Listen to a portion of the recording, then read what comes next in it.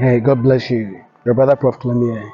Listen, I have to talk about this BBC Prophet TB Joshua's issue. Now, on record, I don't subscribe to this man's ministry. He was never a mentor. I never followed him or connected with him whatsoever. But listen, I think what these people are doing to this man is very evil. Let's take this one after the other. The first one I would say, this message I've entitled The Twist.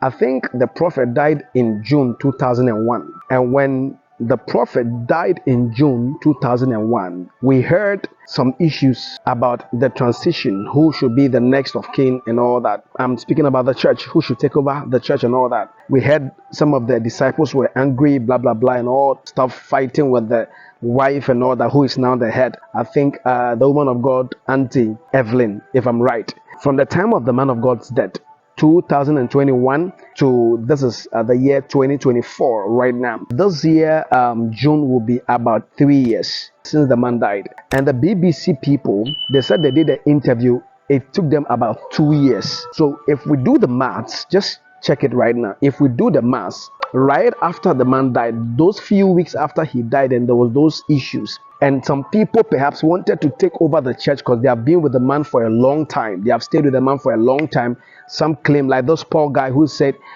he was with the man at the beginning. You could see that these people have been with the man for a very long time, and they were just battling with this woman, Evelyn, trying to take over the church or take over control. And when it didn't happen, they went straight to BBC, who connived with them. And by the Spirit, I can discern that they were paid, because every betrayer takes something. Are you with me? No betrayer goes empty-handed. Check the Bible. Check Judas. You would know that every betrayer would receive something. If they see this video, they should come out and tell us. If they never took a dime from BBC, they should all come out and tell us.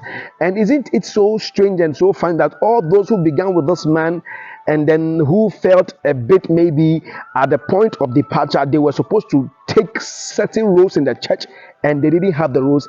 A few months after, BBC began investigation on this man. So now, guess it.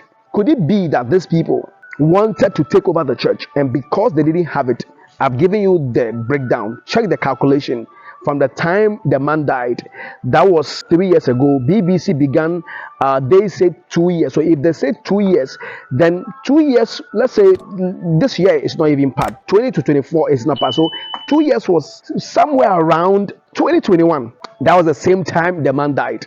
Are you getting the whole point now? Listen, there is something here. These guys want to play with our mind, and they go and spew all these lies. I believe everything they said was blatant lie, and it looks as this poor guy and this bisola person has an issue with the church already. They wanted some advantages and some benefits. Anytime you see somebody coming out, all right, to betray a master or somebody, it's something they wanted and they didn't have it. Just I made mention of Judas. When they poured the alabaster oil on the feet of Jesus, he was upset. Why are you pouring this oil on this man? Can't we sell it and feed the poor? He lied. The Bible said not because he loved the poor, but because he was a thief. He wanted to steal the money, because after the oil was sold, they would give the money to him for keep, and Christ will not go and ask you how much. So he was stealing the money. That was why he eventually betrayed Jesus. Every betrayer is a thief. They wanted something they couldn't get.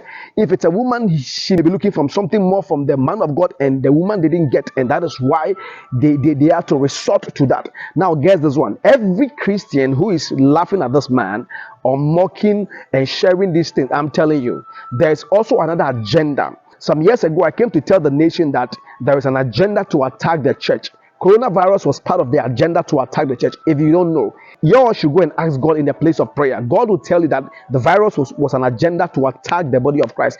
Listen, something is cooking in the spirit. Guess what? BBC tagged TB Joshua. I read on their news yesterday that he is the world's most famous televangelist. So they attacked the world's most famous, the mighty one. Guess what? All the bishop, archbishop in the world and all that. Please, I beg you with all humility, this your son here, but watch this one. If we laugh at this man, they are coming after you. They are coming for you.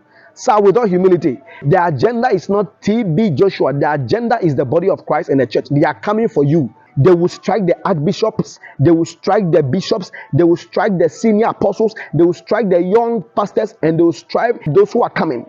The agenda is too great. People of God, if you are a Christian and you are following this trend, you are sharing the video, you are insulting, I mean, who has bewitched you? Are you so naive? Why are you being ignorant like that? Why are you allowing the devil to always win? Anas Arimiao, I said that I like him, but this one he goofed big time. And if he's watching it, he should be very careful. Anas, you have to be very, very careful, because you are not a Christian. I am sure there are a lot of things happening in your religion. Wherever you serve your God through, there are a lot of things happening in your religion. You have never come out to do an investigation about them. So leave Christianity alone. Don't let this be a religious issue.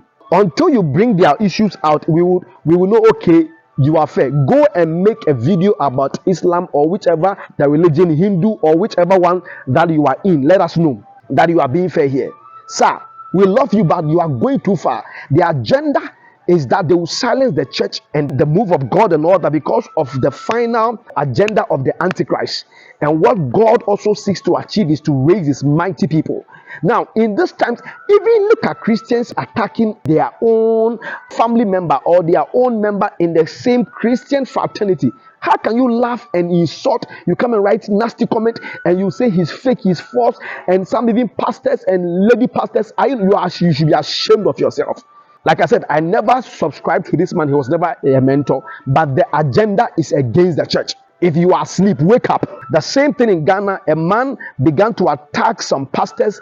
He claimed they were false. And I told people some years ago that it's not the pastors they were attacking, because all those he was attacking at the beginning, I never connected with their ministry. But I told those around me that this is against the church. They say, oh no, prof, no. It's only he's just bringing out these false ones. Later, he now entered the bishop, the archbishops, and all our fathers, Bishop Dag, Archbishop Adinasai, Duncan Williams, the Daddy, Sam Kranchi. He attacked all of them. Listen, whoop, be there and laugh. Just be there and smile. They will attack you. The agenda has started. Strike the top and bring it downwards. He says that as they lay hands on James and they killed him and he pleased the Jews, they went further to lay hands on Peter. Peter, they are coming after you. Share this video and expose this Bisola and Paul and all those guys, that they are thieves and they are betrayers. And guess what? Betrayers never end well. Betrayers never end well. And if you are also watching me, you have the privilege to go nearer a senior man of God or a big boss, your entrepreneur, a leader who is at the top. You go closer to him. It is very, very important to learn how to keep quiet. If you can't keep quiet, don't go near those who are mighty. The Bible said in the book of Matthew, we saw in the Gospels, when Jesus took the disciples to the mountain of transfiguration, after they encountered the patriarchs of old, Jesus told them, he said that don't tell anyone. These were the three people, James, Peter, and John. These were the three guys closer to Jesus. Even in the leaders, there were closer people. If you find yourself closer to any leader by mercy, by grace, and you are privileged to be close to them, learn to shut your mouth. There are things you see, the rest can't see. There are things you hear, the rest can't hear. There are things will be exposed to you, the rest shouldn't know. Keep quiet and be there. Share this video and expose these guys. That, listen, the attacks against the church will not work, even in Jesus' mighty name. God bless you. It's late, but I'm doing this video outside. God bless you. My name is your brother, Prof. Clem. Share this video and we stand with the church. Nobody can fight against God's house. God bless you. Bye-bye.